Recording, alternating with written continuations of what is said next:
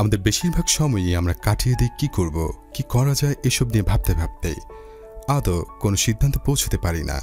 দেখা যায় সময় যখন ফুরিয়ে আসছে সেই মুহূর্তে বা হাতের কাছে পাচ্ছি ওটা করে বাকি জীবনটা কোনো রকমভাবে পার করে দিচ্ছি, আর তার সাথে তো অফুরন্ত হতাশা থাকছেই। তো আজ আমরা কথা বলতে যাচ্ছি কিছু ইন্টারেস্টিং ফ্যাক্ট নিয়ে। আপনি নতুন হলে শুরু করার আগে আমাদের চ্যানেলটি সাবস্ক্রাইব করে নিন আর পাশে থাকা বেল আইকনটি ক্লিক করে নিত্য নতুন আপডেট পেতে থাকুন। সেই তখন থেকে আমরা একটি বিষয়ে মনোযোগ দিয়ে আসছি যে কে কতটুকু জানি, কি জানি, কি পড়েছি, কি শিখেছি। সত্যি বলতে আমরা ঠিক ততটুকুর ভেতরে আবদ্ধ যতটুকু আমরা জানতে পেরেছি। পারতপক্ষে এখানে আমাদেরকে খুব মনডুক বলাই শ্রেয়। বিজ্ঞানীরা বলেন সত্যি বলতে আমরা যা জানি তা হলো এ drop of a vast ocean, বা বিশাল সমুদ্রে এক ফোঁটা জলের সমান। আমাদেরকে ওটাই আগে জানা উচিত কি আমরা জানি না। তাহলে আমাদের জ্ঞানের পরিধি, জানার পরিধি আর সর্বশেষে বোঝার পরিধি বাড়বে। তাই তো বলা হয় যে বুঝে সে খুঁজে, আর যে খুঁজে সে পায়। কি বুঝতে অসুবিধা হচ্ছে? চলুন তাহলে আরেকটু খোলামেলা করে বলা যাক। প্রতিটি মানুষ সেটাই করে যেটা সে বুঝেছে, যেটা তার মগজে ধরেছে। তাই তো এক এক কাজ এক এক মানুষ এক এক রকমভাবে করে।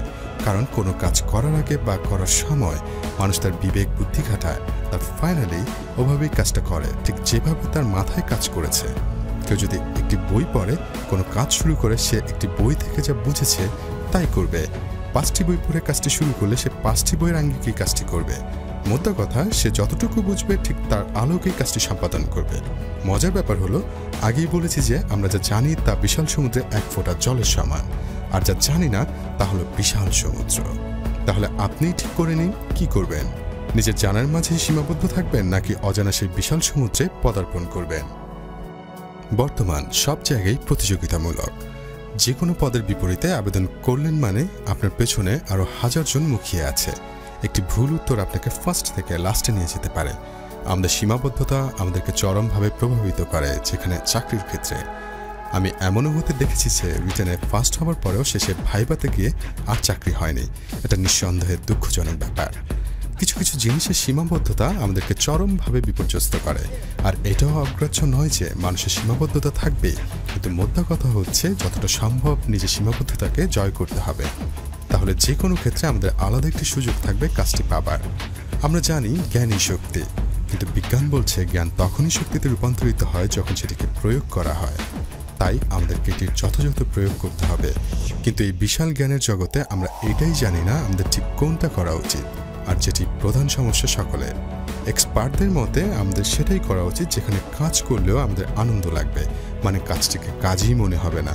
আবার অনেকে বলে থাকেন এমন কাজ করা উচিত যেটি ফাইন্যান্সিয়ালি বেনিফিটেড এবং যে কাজটির চাহিদা বেশি।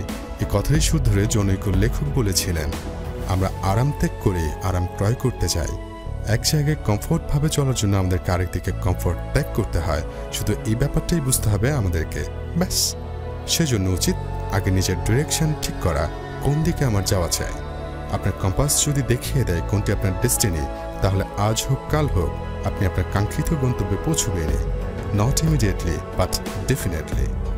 তাহলে আজকের মতো এখানেই শেষ করছি। দেখা হচ্ছে নেক্সট ভিডিওতে। আর এর মধ্যে দিয়ে ঠিক করে ফেলুন আপনার কম্পাসটি আপনাকে কোন দিকে নির্দেশ করছে। তারপর সঠিক ডিরেকশনের সাথে সময়ের যোগ করে এগিয়ে চলুন আপনার আসল ঠিকানায়। সবাই ভালো থাকবেন, আর লাইক, কমেন্ট এবং বন্ধুদের মাঝে শেয়ার করে সাহায্য করুন অপরজনকেও। আল্লাহ হাফেজ।